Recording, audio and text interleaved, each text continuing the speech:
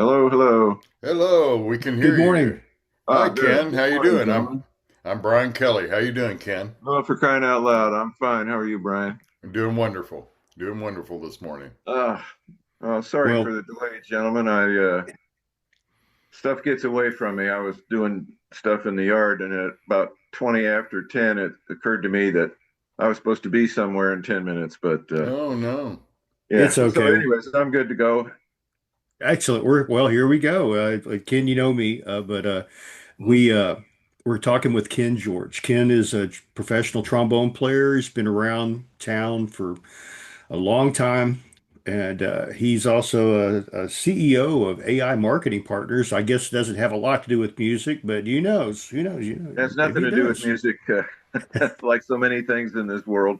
And indeed, well, it looks like an awesome side hustle for sure, Yeah. but your bread and It's a butter was it's a trombone little play. digital marketing agency actually, and I'm involved in AI up to my neck. I'm the guy that puts the chatbot on the website or on your phone, which is amazing. Uh, the latest generation AI is so human-like. Even though I set these things up, I was just on a client's chatbot doing some fine tuning, if you will, and you forget that you're talking to a machine. Yeah. The conversation is so high level. I refuse to do music via AI. I just refuse. I know it's Yeah. possible. I know Yeah. stuff's going on, and I'm like, no. I Mm-mm. spent a lot of time and money learning how to play trombone, and I'm gonna stay that way. Yeah, there you go. So, Well, let's you get right know, to it. okay, good. Okay, Ken George played in the 1 o'clock and 2 o'clock lab bands. He was in the Lou Fisher band. Currently plays with the Randy Lee Jazz Giants and Them Bones. And tonight I'm going to get to see him play at Scat Lounge, the Bucket List Band. So you got your hands in a lot of different things, and we know that back in the day when you were playing, you were actually playing with Phil Kelly at one point. I did. So It was one of the best rehearsal bands that I ever played in. Lou Marini and Joe Rendazzo had a rehearsal band, and we're talking 1970, 71 in there someplace at a club called Joe Miller's, which is Yeah. no longer there. Mm. Uh, I want to say one Sunday a month. It was a Sunday night, and Phil played drums, and it was a good band. I mean, Don Thomas wasn't always there, but his son John would play lead Wow. trumpet. Randy Lee was in that band and of course Joe Rendazzo on bass trombone, and it was it was really something. Phil, the I have a memory of Phil, and I don't know if other guys have talked about this, so it may not have been in my mind. It was sort of widely known. It was kind of common that Phil wasn't clumsy per se, but he had a habit of dropping. Am I right? Okay, We've already okay. heard stories. We've already been there, have we? Well, no, no, keep going though. Okay, so he had a. I wouldn't even call it a habit, but on occasion he would drop his cymbals as he was walking into the club. He would brush up against something and he dropped the cymbals, and then that would following that immediately would be sort of this Tourette's outburst of foul language.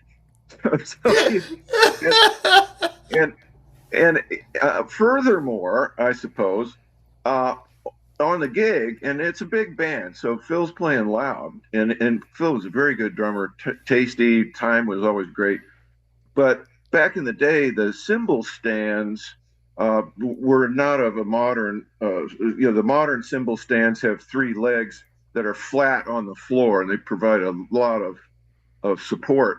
Back in the Hmm. day, they didn't exist like that. It was just this little cage like thing, and four little feet would drop down from it. The whole thing couldn't have been 8 inches around, 10 inches, Yeah. something like that. So on occasion, on a big number, Phil would hit the cymbal so hard he would knock the cymbal stand over.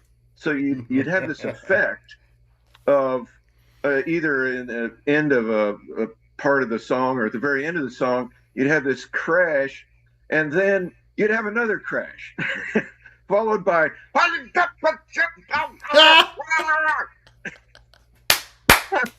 that's the darndest thing. Oh man, Man, that's funny. it was hilarious. Phil was always quick witted. You know, he was one of those guys. He was just his writing was clever. I think in part because he was just a clever man. It was Hmm. he had a just a ready wit, and you really you didn't want to be late. You didn't want to miss something because you might get something other than coaching. You Yeah, might receive some sort of sarcastic, I thought you could play, or I don't remember what all he would say, but and we were always really careful to have our A game. I didn't play that many sessions. Phil got into prominence as a writer about the time the band started shrinking in size. So yeah. I played a lot of sessions when it was 8 brass.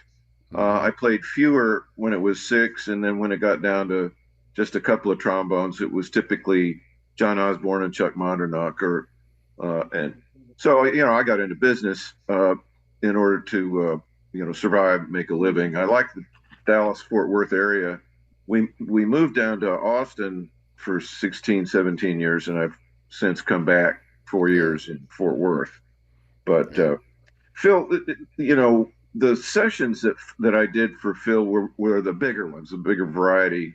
If he had a small group thing, I typically wasn't the first call for that sort of stuff. But the sessions that I did play were also clever, and also we and several other rehearsal bands we would play some of Phil's stuff. Phil, as you know, wrote for a band of his own out in the Northwest, and so every now and then, oh, Pete Peterson might have a Phil Kelly chart, or oh, geez, I played in so many different bands over the years. Um, the Lou Fisher band was really great, uh, and Phil was tangentially involved, although Steve Houghton was the main drummer. Uh, but I'm sure we did a number of Phil's tunes as well as Dave Zoller's. It was sort of Dave Zoller and Phil Kelly big band charts were what we played for years. Uh, so I don't have too many. I mean, we were working associates, but we weren't like close friends. I don't remember Yeah. going over to Phil's house for any particular reason. Uh, but just the guy was a giant, and he was really kind of soft spoken. He wouldn't really ever. I never heard him brag. I never heard him, but his writing was genius. It was it was and like Tom Merriman, he could write quickly. He could. I don't know that he ever had to write a full chart out of his head while driving to the session. I don't know that he did anything that quick. Tom Merriman was famous for that, but Phil could come up with a tune, you know, in a mere matter of minutes, and it would always make sense. He was especially the funkier, that soul funk yeah. fusion kind of big band groove. Hmm. Uh, Phil Phil mastered that, in my Yeah, opinion. yeah. Um, so I don't, I thought back for a while, and I don't have all that many memories. The ones I do have are in sharp focus because he was a larger than life kind of guy in his environment, Yeah. whether it was on the drum set or in the studio Well, production. Ken, if you would just maybe kind of give us a typical, day at the studio. You go in and he hands out the music, and does he have like a procedure where he'll like talk a little bit about what we're going to do? Or, I mean, how did he work a session? He rarely told us anything about it in advance. He would make editorial comments as we got through it. But by the time we got there, the rhythm tracks were already down. Um, he may have put in strings if he needed to. Uh, all of that, we would hear the rhythm tracks. The way the thing would start, uh, we would. try to get there, early. You never wanted to be late for anybody's session. If you ever got a reputation of not being on time, you just didn't get called anymore. But the way the thing would start, Phil would already be set up. He was punctual. I don't remember him walking in at the last minute with a set of charts.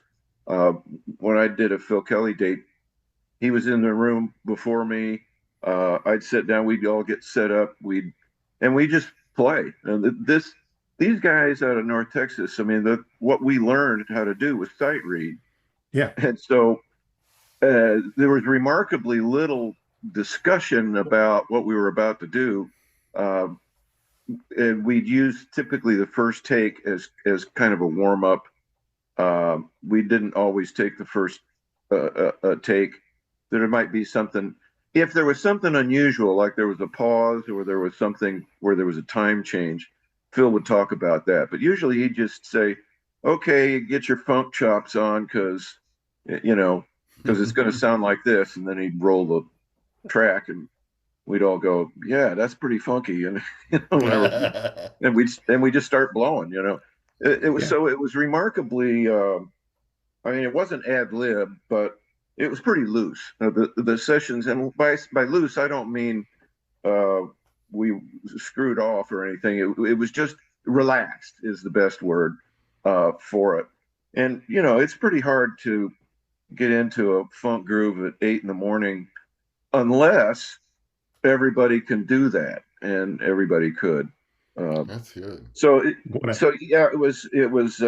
When Phil would talk about it, usually would be after a take or two, and he'd say, "Yeah," he says. One time he said, "I know that's what I wrote, but this is what I want." And he very quickly came out and put two measures, in a different voicing with a different lick. That was the only time I didn't play, hundreds of Phil Kelly days. I probably played a dozen of them, and I don't remember. Uh, it was always ready. The music was always right, except that one time he just didn't like the lick that came out, and so he quickly changed it. It took 3 minutes maybe to rewrite it for the. I know that was probably a larger session if I was involved in it. 8 brass probably, and it was always fun. And we'd ask for the whole thing at the end of it. Well, we always wanted to see if we could hear ourselves. And of course, if you're playing third trombone, you don't make a big deal out of whether you can be heard or not. But the lead players would all, want to make sure that they got on. Uh, I have a funny story about Don Thomas. I don't think it was a Phil Kelly session, but I guess I'll save that do Don Thomas memorial. you uh, also played in the Harvey Anderson band, didn't you? yeah, yeah, I So did. do you, I got a funny story about Harvey. It's maybe off the topic of this recording, but Harvey was, I mean, Harvey, the persona, the funny guy. He is a guy that pretended to have broken his clarinet, by holding one end of it, and he just did all kinds of funny stuff. But he was. I won't say cheap, but if the scale was $48.23, you did not get $50 out of Harvey Anderson. You got $48.23. So one New Year's Eve, I'm playing with Harvey, and we're at a country club, and the first guy who ever owned the Texas Rangers that moved him to Texas, like Brad Corbett, that's his name. Mhm. And it's New Year's Eve, and we're playing till like 12:30 or 12:15, something like that. And we do it, and we do our New Year's Eve thing, and we play one other tune. And Brad comes up to the band and he says, "I want you guys to play for another hour." And Harvey didn't even acknowledge it. We just heard Brad very loudly. Harvey called another tune because it wasn't quite 12:15. We play it, and we get done. And before we can pack up, Brad comes to the bandstand, and he pulls out a roll of $100 bills as big as your fist. And he said, "I'll pay $1,000 to you to play the rest of this hour." And so Harvey turns around and looks at us. And before anybody else can say anything, I said, same split, 800 for you, the rest for the band. And the entire band fell out laughing. We we played the rest of it. I got paid my, $87.23 plus 1/16 of $1,000. And Harvey didn't call me for 10 years. Oh my gosh. 10 years later, almost to the day in December, the phone rings and it was, phone on the wall. This is before cell phones and stuff. And it was Harvey Anderson. It had been 10 years. And so I said, yeah, this is Ken. Ken, it's Harvey. I said, well, how you been, man? Oh, I've been good. How about you? And he said, look, I got these 3 dates. I said, okay, great. I'll play them. And it was almost exactly 10 years later. He didn't call me for 10 years. Interesting. Oh Yeah. gosh. Well, when you were playing in that band, do you remember Yeah. some Phil Kelly charts like Swamp Thing or Oh, Mac and yeah. Me? Love Swamp Thing. That he just had a way of playing. It was never a conventional lick. It was always funky. Um, it was always a lot of fun. And I and like that always a Trump. really good band if he was involved in it. There's that trombone lick in Mac and Me. Ba-da-ba-da-da-ba-dee-da. Yeah, yeah, yeah. That's a great little feel, you know? That's Oh, it is. And that was always, his signature, and it was always, in my view, his strength. And especially as the music sort of progressed away from big band jazz, and he could just stay current, and I'm Hmm. sure that's why he worked as much as he did, because he oh, could give you a big band that sounded like today, not Yeah. like 50 years ago. He yeah, just had that ability. he was all over the place in creativity. I mean, it Yeah, seems like he could actually mimic or master any style of music. right. It's Yeah, it crazy. didn't. It really didn't matter. Um, I didn't play with him in the early days. I think he played in some small groups early on, but that was before my time. There were guys in. Well, Don Jacoby would have been in town, and Wayne Harrison on trombone, uh, and well, Lou Marini, I think, Oh played. yeah, Lou. Yeah. Yeah, a number of things with him. And I'm sure Jake's you talked band to Louis. too. Yeah. The Don Jacoby band, I think they were together in that. That's right. That's right. And maybe Whitey Thomas is in that band. I'm not sure. It was before my time, but they were playing some club, and I'm sure it was just great. Uh, When you were at North Texas and you were playing the Phil Kelly charts there, did you have yeah, any particular favorite? I can't remember. It's just been too long. I mean, I was in the 1 o'clock in the early '70s, so we're talking about 50 plus years by now. Mhm. And the thing about the 1 o'clock and playing charts, whether they were local or the band would typically favor writers that were in the band or in the Yeah. lab band program. So we did a lot of that. But Leon would bring in, he'd just walk in with these stacks and just kind of waddle in with these great big thick.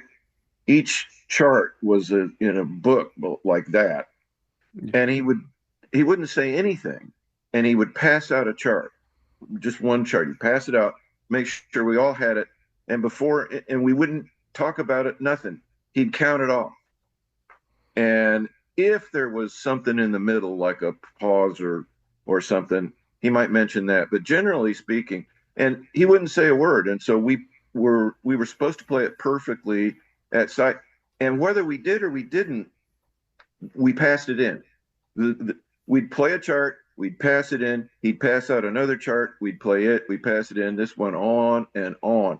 If we were going to play the thing in a concert, we would stop and rehearse it if it needed rehearsal. But we learned, I mean, dynamics. We learned all of that at sight, and it was to prepare us for a professional world where we would have an advantage. I cannot tell you the number of conductors of shows that came to Dallas and they would say, we only look forward to playing New York, LA, and Dallas because we know we'll get the A level bands. He said everywhere else there'll be some good players, but some not as great. He said, but in Dallas, it's a band like it would be in LA or New York. And it was because of the sight reading. So oftentimes there'd be scheduled 4 hours of rehearsal. We'd only use 2 hours of it. And we were Wow. typically, and so that was a cost advantage that actually, it made a lot of difference. I found out later, because I thought, well, we're kind of rehearsing against ourselves because we were paid by the hour. But the truth is, we got a lot more work. And big shows were happy to play Dallas because they knew the backups would be of the quality that they were accustomed to having in New York or LA. Wow. Yeah, so Yes. it was so the 1 o'clock was, and it was the last time I ever auditioned for anything. I auditioned for the 2 o'clock, and then the 1 o'clock, and I auditioned for Six Flags. I played the Southern Palace for Six Flags for 3 years, and then I conducted. I guess that was the only other audition, but it wasn't on trombone. I auditioned to be conductor, and that was a wonderful gig, mostly because it was double scale for There the you conductor. go. I conducted out there for 3 years, and Lou Gillis wrote the music on all Yes. that, Yeah. and it's and it not only was double scale, it was a W-2. I was actually an employee of Six Flags Show Productions, There you and go. the guys in the band were all 1099s. I could get a mortgage for a house on the strength of that one W-2. The Wow. 1099s that I got, 9 or 10 of them, I sat in a mortgage banker's office, and he just moved those to the side. He said, "I'm not going to count those." I said, "Well," he said, "because you can't prove that you'll get called to play those again." I said, "Well, I will. I mean, they're not going to call somebody else." He said, "Now this W-2, I can lend you this much money on," and it was enough to buy a house. Wow. Yeah, so that was a great gig. Uh, and but it didn't involve it involved a completely different band. Arlington was in the local 72, and Dallas was local 147. They merged, but not for years and years. So for a long time you had to have that was my first union. Ken Fuller was the president of the local, and he said, if you win this audition at Six Flags, he was there at the park for the audition. And he says, if you win the audition, you may not play until after you join the union. You have to join the union to get this gig. Well, it's a complete violation of the right to work rules in the state of Texas. And Ken Fuller didn't care. If you played Six Flags, you were in the Fort Worth local. So I ended up being a life member of the AF of M, mostly because at the age of 18, I had to be in the union, and I won the audition. So I played there 3 years and conducted there 3 years, and I one they did one more year after me, and then they went to taped recording all of that Yeah. stuff, and they never had a live band. I don't think they had a live band afterward. So yeah, so a lot of it's gone. The Fairmont was where the big shows would come in that I got to play. Um, and all that's I thought about it the other day. I played lots of big acts. I played Sinatra, I played Elvis, I played Tony Bennett, Ella Fitzgerald, just all the, and they're all dead. Natalie Mm-hmm. Cole, Ray Charles. Mm-hmm. uh, so it was great fun. And over the years people would ask me, they'd say, "Hey Ken, you play great. Why did you leave the business?" And I said, "I didn't. The business left me." Yeah. That's what happens. yeah. I kept Yeah. my phone number, but Frank doesn't call. Yeah. So Wow. it was great fun while it lasted. I'm thrilled that I had enough brains to go down the hill. Do you have time for a quick story about how I Oh got into yeah. business?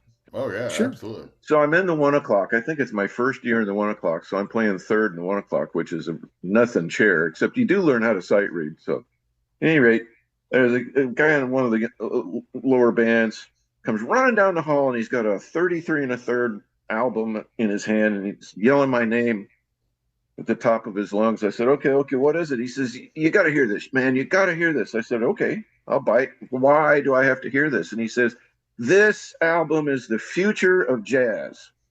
I said, well, we better hear this thing. So we went, I guess, his place. I can't remember where. And we listened for an hour to a really good rock band that on a couple of the long play cuts on the back side of the album, they would have some space, and these guys would play great jazz. I think there's 3, maybe 4 horn players, can't remember now.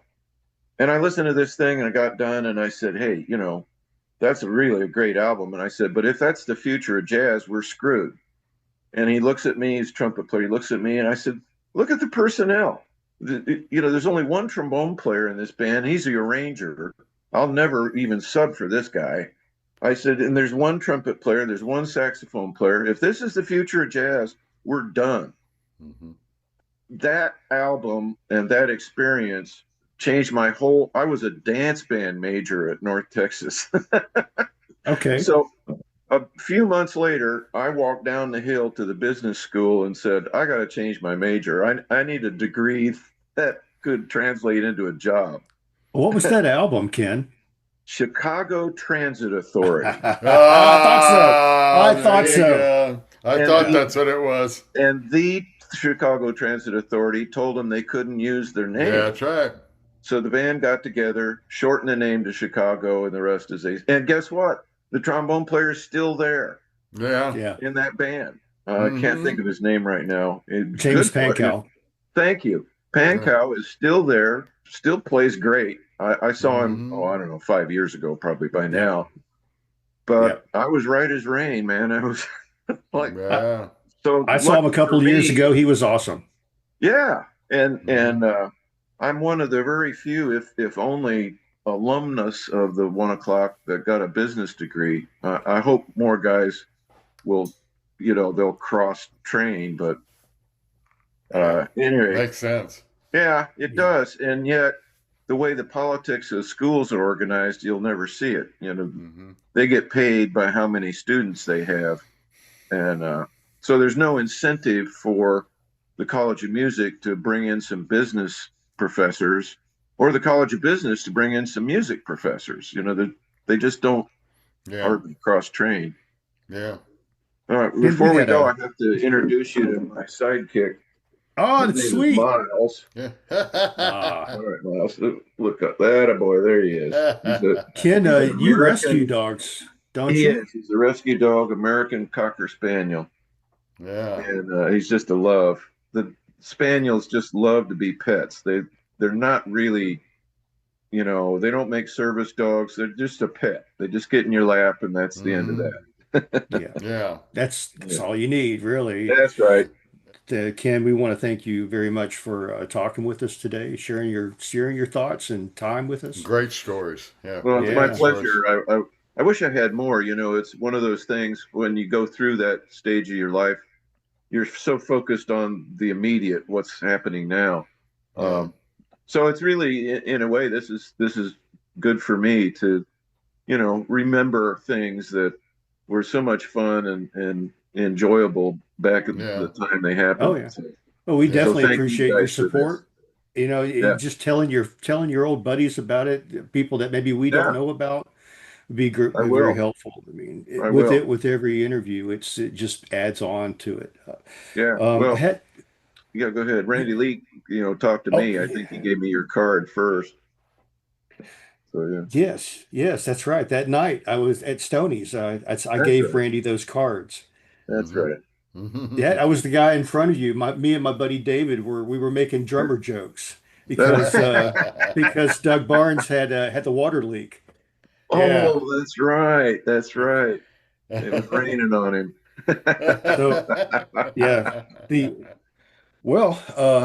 I'll see you tonight. Great. Yeah. First show's at 8, and second one at 10, as I recall. I wish I was I'll going. be at the 8 o'clock. There's a table for 2 in the front. I snagged it. Me and a work buddy are coming up there, so that's great. I'll take it in tonight. It'd be great. I'll look forward to seeing you, man. It's very nice meeting you, Ken. A real pleasure, Brian. I appreciate it. Yeah. Yeah. All right, This is Ken. going to be this will be a good interview. Yes, indeed. We'll Good. do a post on it, and then you'll get a copy of it, and then Oh, Okay. yeah. you can take a look at it. All right. That's great. I appreciate it, guys. Thank you very much, sir. All right. I appreciate Take care. it, Have a Ken. good day. Thank you.